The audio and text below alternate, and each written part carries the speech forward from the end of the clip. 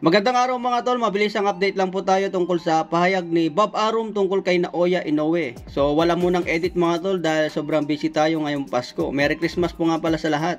So makikita po ito sa Talk Sports. Dito natin makikita yung buong detalye. Title pa lang mga tol, Monster. I don't see anybody beating this guy. Bob Arum says consecutive puncher Naoya Inoue plans to become undisputed super bantamweight champion in 2023. So target ni Inoue maging undisputed, talagang malupit. So yung words pa lang na I don't see anybody beating this guy. So ibig sabihin niya ni Bob Arum mga tol, walang makakatalo kay Inoue sa super bantamweight. So kahit isama na dyan siguro si Casimero kasi super bantam. Casimero, Stephen Fulton, Morjan Akhmadaliev. So hindi nakikita ni Bob Arum na kaya nilang talunin si Naoya Inoue. So basahin po natin yung buong payag ni Bob Arum. Inoue's promoter and top rank founder Bob Arum revealed to Talk Sports. Ayan po. I think he is going to decide to vacate the bantamweight titles. Nako, ibabakante na. He has all 4 of them and move up to 122 pounds, Arum said.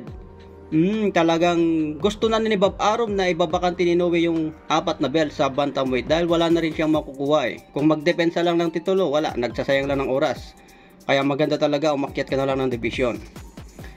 Sabi ba dito, each champion there has the titles. So his goal is not only to win the 122 pounds, but to unify it.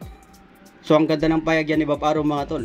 Hindi lang basta maging champion ang gusto niyang gawin ni Inoue, kundi ipunin ang 4 na belt para siya na ang kauna-unang 2 undisputed champion ngayong 4 belt era. So wala pang nakagawa niyan, 4 belt era. Wala pang nakagawa yan. Ang nakita lang nakagawa niyan yung babae si Claressa Shield. So tuloy po natin yung payag ni Bob Arum. I don't see anybody beating this guy. He boxes beautifully and he's consecutive puncher, especially at his weight. Ako po, ganda ng sinabi ni Bob Arum dyan mga tol. He boxes beautifully. Talagang napakalupit daw talaga ng boxing skill ni Naoya Inoue. At sa word na I don't see anybody beating this guy. So, pag sinabing anybody, ibig sabihin yan mga tol, pangkalahatan. Hindi niya sinasabing Casimero, Stephen Fulton, Morjan Akhmadaliev. Pero yung salitang anybody, medyo pag umakyat siya ng division sa super bantam, ibig sabihin lahat na sila, damay-damay na.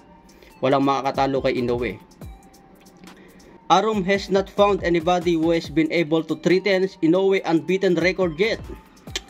Yan po yung mga payag ni Bob Arum ngayon. Wala pa siyang nakikita na makakabasag sa malinis na kartada ni Inoue.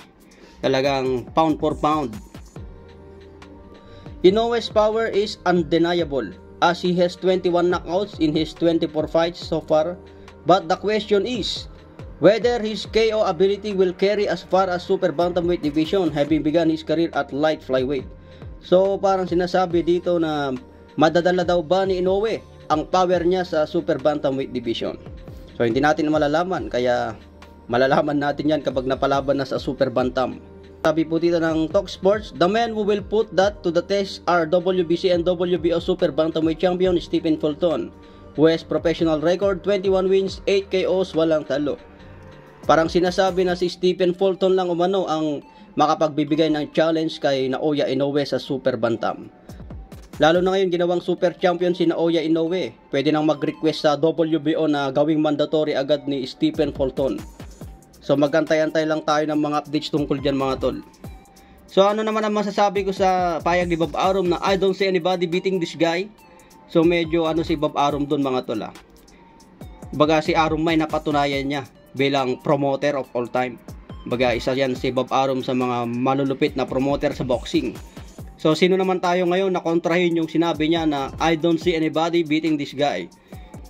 Kasi si Bob Arum mga tol magaling yan sa analysis sa boxing. Alam niya yung skill ng isang boksingero kung may maaabot. Tulad ni Manny Pacquiao noon, sinabi niya kay Manny Pacquiao noon na itong si Manny Pacquiao ay malayo ang mararating. Kaya nagtiwala si Bob Arum na inakyat ng division si Pacman kasi tiwala si Bob Arum sa kakayahan ni Pacman. Ganon din ngayon kay Naoya Inoue mga tol, malaki ang tiwala ni Bob Arum kay Inoue kahit umakyat ng division. So tingin ko kaya ni Inoue hanggang featherweight siguro. Kapag mawasak ni Inoue yung super bantam, kung sakaling lang siguro aakyat to ng featherweight. Kahit malalaki na siguro yung bantamweight, medyo kayang-kaya ni Inoue makipagsabayan. Siyempre, lalaki din naman yung timbang ni Inoue, mag-training ng pang featherweight na timbang. So, nadadala yan sa sipag sa training. Kung masipag ka mag-ensayo, siguradong mag-i-improve ka sa bawat laban mo. Kung patamad-tamad ka, wala ka talagang mararating. So, sa boxing talaga, hard work, sabi ni Pacquiao, hard work ang kailangan mo. So, anong masasabi nyo dito mga tol? Sa pahayag ni Bob Arum na wala daw makakatalo kay Inoue sa Super Bantamweight Division. So, comment down below mga tol at pag-uusapan po natin. Pasensya na po kayo kung ganito yung edit natin ngayon kasi busy po tayo ngayon. Maraming salamat and Merry Christmas ulit.